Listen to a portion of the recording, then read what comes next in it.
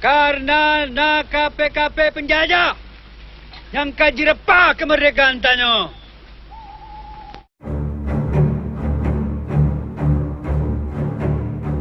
Banyak yang tidak tahu bahwa pahlawan nasional Indonesia dari Aceh yaitu Teuku Umar ternyata memiliki darah dari suku Minangkabau. Berikut fakta pahlawan nasional Teuku Umar, namun jangan lupa subscribe dulu channel YouTube kami. Sebelum kita membahas mengenai fakta Teuku Umar pahlawan nasional dari Aceh yang memiliki darah Minang, alangkah baiknya kita akan membahas dahulu profil singkat perlawanan perjuangan Teuku Umar dalam mengusir penjajah Belanda di Aceh. Teuku Umar merupakan salah seorang pahlawan nasional dan sebagai pemimpin perang di Aceh dari tahun 1873 sampai tahun 1899. Teuku Umar menjadi panglima perang yang tak gentar membela tanah kelahirannya dari serangan penjajah Belanda yang ingin menguasai Aceh. Ketika Perang Aceh meletus pada tahun 1873, Teuku Umar ikut serta berjuang bersama pejuang-pejuang Aceh lainnya. Umurnya baru menginjak 19 tahun. Mulanya ia berjuang di kampungnya sendiri, kemudian dilanjutkan ke Aceh Barat.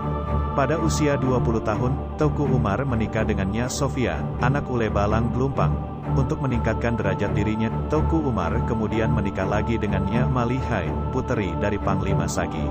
Pada tahun 1880, Teuku Umar menikah lagi dengan seorang janda yang kelak akhirnya menjadi duet perlawanan terhadap penjajah yang sangat ditakuti pihak Belanda pada saat itu.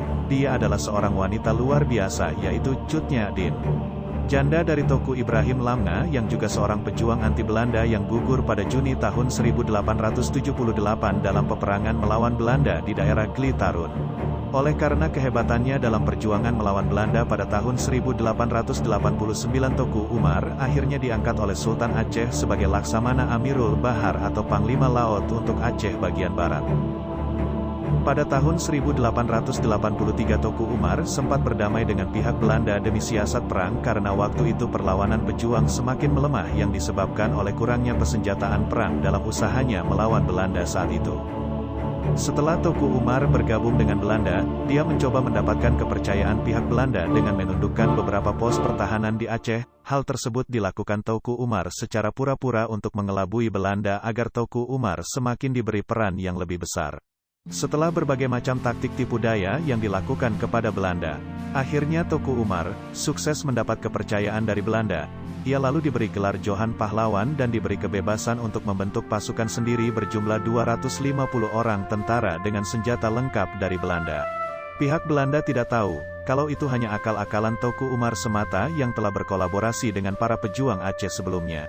Setelah persiapan untuk berjuang telah diperoleh dengan mendapatkan banyak persenjataan pada tanggal 30 Maret tahun 1896, Teuku Umar keluar dari dinas militer Belanda dan kembali melanjutkan perang melawan Belanda. Disinilah ia kemudian melancarkan serangan berdasarkan siasat dan strategi perang yang dipelajarinya selama berpura-pura bersahabat dengan Belanda. Bersama pasukan yang sudah dilengkapi 800 pucuk senjata hasil rampasan, 25.000 peluru, 500 kilo amunisi dan uang $18.000, Teuku Umar yang dibantu Teuku Panglima Polem Muhammad Daud dan 400 orang pengikutnya membantai Belanda. Tercatat, ada 25 orang tewas dan 190 luka-luka dari pihak Belanda. Setelah begitu banyak melakukan perlawanan perang terhadap Belanda pada tahun 1899, Teuku Umar akhirnya gugur dalam pertempuran di daerah pesisir laut di daerah Melaboh setelah peluru yang ditembakkan pasukan Belanda menembus dadanya. Para pengawalnya seketika langsung membawa lari jenazahnya untuk dimakamkan di Masjid Kampung Mugo di hulu Sungai Melaboh. Mendengar berita kematian suaminya, Cut Nyak Dien sangat bersedih, namun bukan berarti perjuangan telah berakhir. Dengan gugurnya suaminya tersebut, Cut Nyak Dien bertekad untuk meneruskan perjuangan rakyat Aceh melawan Belanda. Ia pun mengambil alih pimpinan perlawanan pejuang Aceh sampai dibuang ke Sumedang, Jawa Barat setelah sebelumnya ditangkap pihak Belanda di belantara hutan Aceh. Fakta Teuku Umar ternyata memiliki darah Minangkabau. Teuku Umar dilahirkan di Melaboh, Kabupaten Aceh Barat pada 1854, di Gampong Masjid sekarang Gampong Belakang, Kecamatan Johan Pahlawan, Melaboh, Aceh Barat. Ayahnya bernama Teuku Ahmad Mahmud dan ibunya Cut Mohani. Teuku Ahmad Mahmud dan Teuku Nanta Setia adalah anak dari Teuku Nan Ranceh dan nenek moyang Teuku Umar adalah Datuk Mahudum Sati berasal dari Minangkabau. Beliau adalah keturunan dari Laksamana Muda Nanta yang merupakan perwakilan Kesultanan Aceh pada zaman pemerintahan Sultan Iskandar Muda di Pariaman.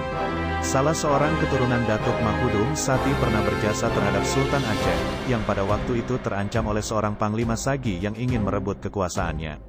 Berkat jasanya tersebut dia diangkat Sultan Aceh menjadi Ule Balang dengan gelar Teuku Nan Ranceh. Teuku Nan Ranceh mempunyai dua orang putra yaitu Teuku Nanta Setia dan Teuku Ahmad Mahmud. Sepeninggal Teuku Nan Ranceh, Teuku Nanta Setia atau pamannya Teuku Umar menggantikan kedudukan ayahnya sebagai Ule Balang. Demikian fakta kisah perjuangan Teuku Umar, pahlawan nasional berasal dari Aceh yang ternyata memiliki darah Minang di tubuhnya. Terima kasih telah menonton dan tunggu video menarik dari kami selanjutnya.